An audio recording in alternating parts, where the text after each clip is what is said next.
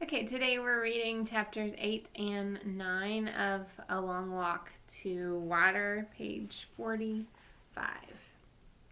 Chapter 8 starts off with Naya, Southern Sudan, 2008.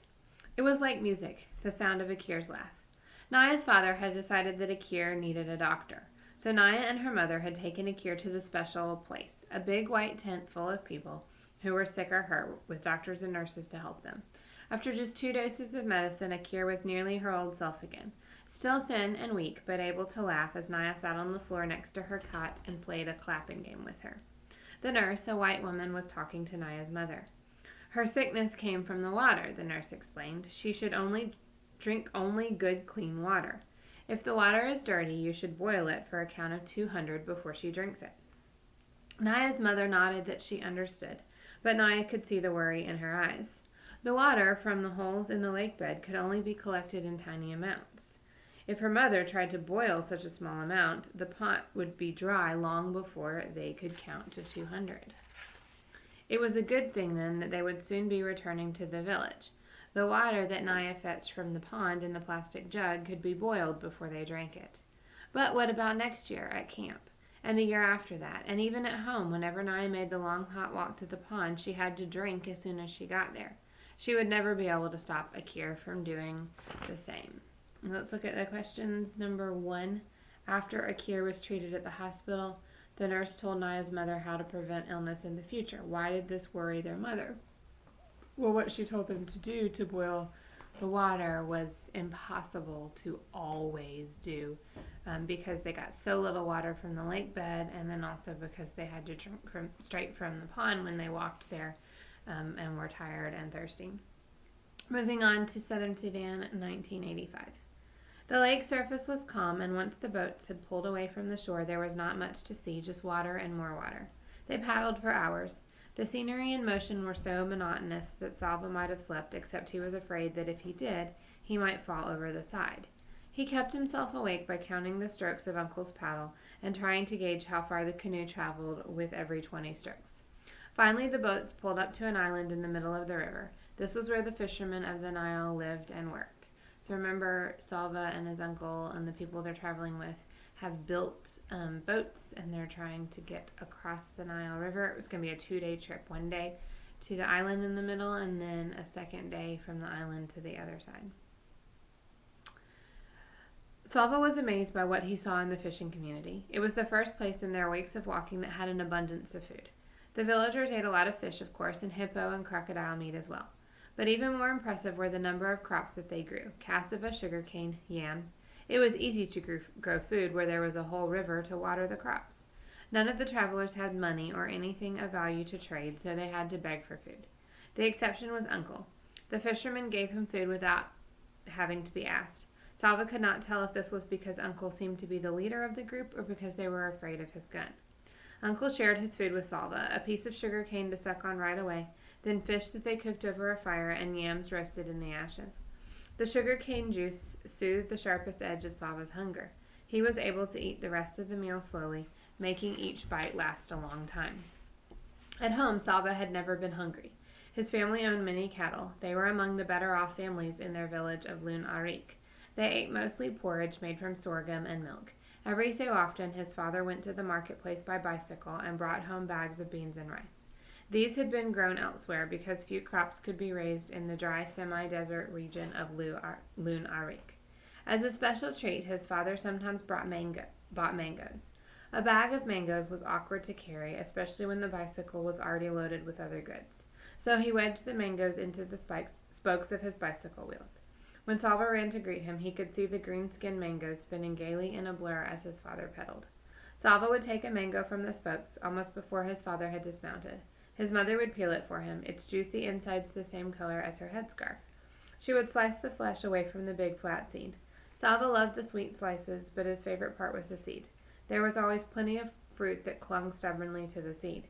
He would nibble and suck at it to get every last shred, making it last for hours. There were no mangoes among the fishermen's great stores, but sucking on his piece of sugar cane reminded Salva of those happier times. He wondered if he would ever see his father riding a bicycle with mangoes in its spokes. As the sun touched the horizon, the fishermen abruptly went into their tents. They weren't really tents, just white mosquito netting hung or draped to make a space so that they could lie down inside. Not one fisherman stayed to talk or eat more or do anything else. It was almost as if they all vanished at the same moment. Only a few minutes later, the mosquitoes rose up from the water, from the reeds, from everywhere. Huge dark clouds of them appeared, their high-pitched whine filling the air. Thousands, maybe millions, of hungry mosquitoes massed so thickly that in one breath Sava could have ended up with a mouthful if he wasn't careful. And even if he was, they were everywhere, in his eyes, nose, ears, on every part of his body. The fishermen stayed in their nets the whole night long.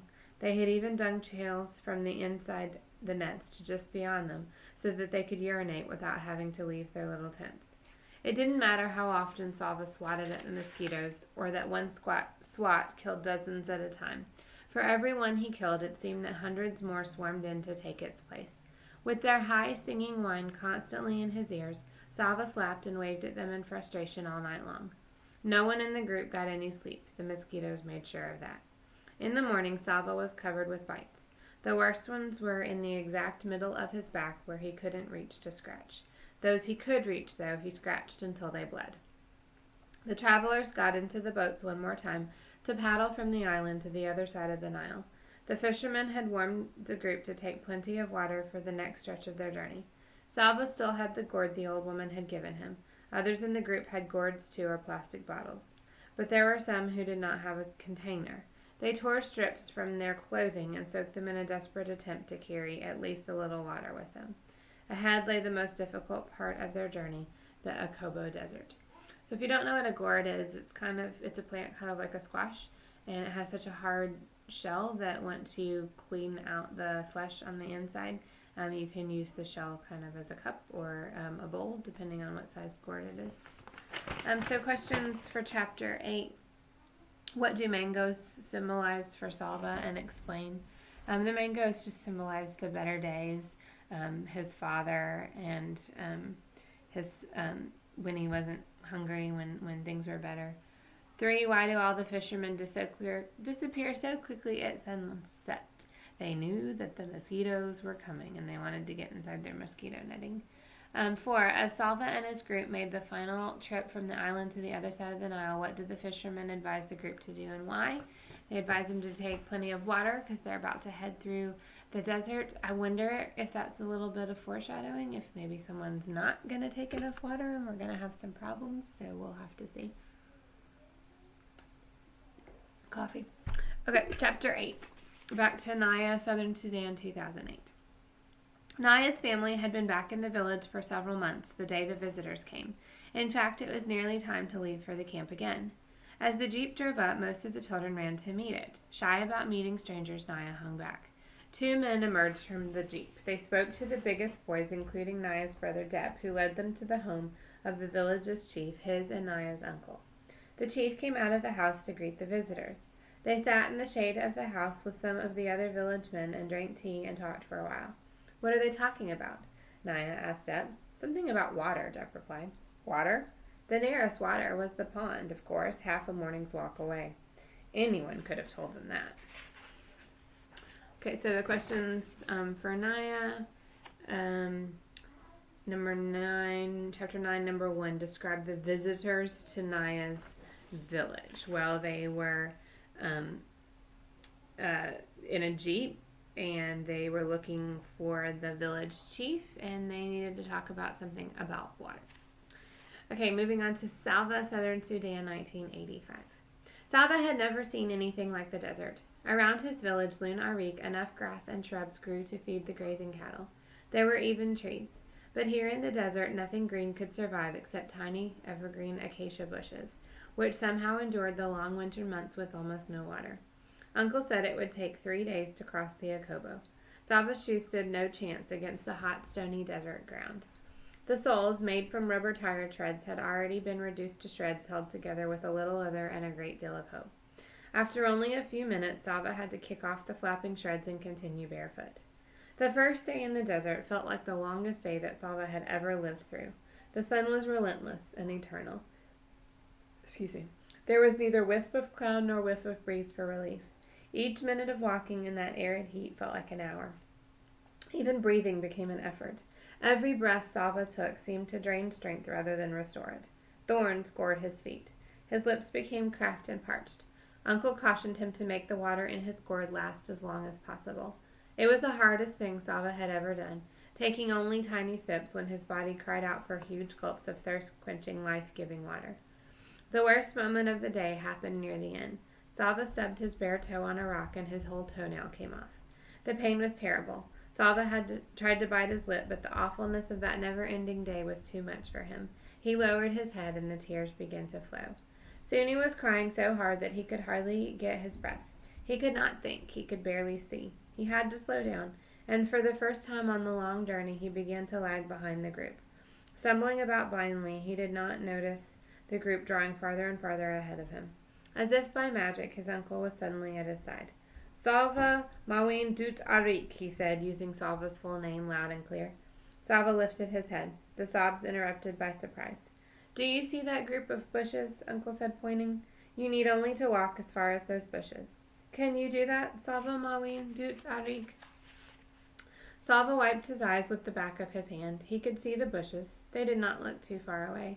Uncle reached into his bag. He took out a tamarind and handed it to Salva.